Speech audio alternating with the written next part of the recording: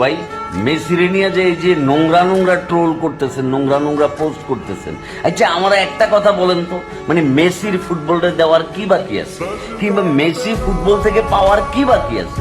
ওর জীবনে তো সব জিততে গেছে ভাই।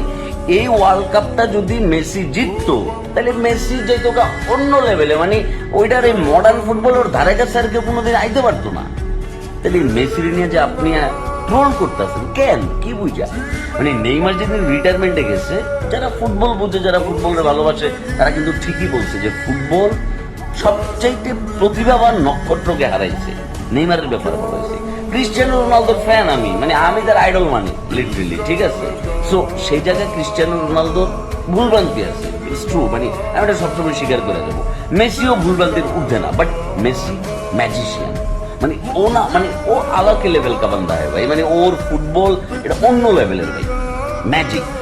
আমার রোনালদোরে ভালো লাগে, ও যথেষ্ট লেভেলের পরিশ্রমী, মানে একটা ম্যানলি ব্যাপার আছে রোনালদোর ভেতরে। বাট দেখেন লিওনেল মেসিরে নিয়ে না ওর লোকের ট্রোল যায় না ভাই, ওর লোকে ম্যাজিক শব্দটা যায়, লিওনেল মেসির লোকে ফুটবল শব্দটা যায়।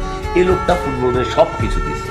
আপনারা আমরা যারা ফুটবল দেখি তাদের লিওনেল মেসির প্রতি কৃতজ্ঞ থাকা উচিত, যে লিওনেল মেসি ছিল বলেই ফুটবলটা এত সুন্দরভাবে উপভোগ করতে পারছেন, নাইলে ফুটবলটার ফুটবল থাকতো না, রাগবি হয়ে যেত রাগবি।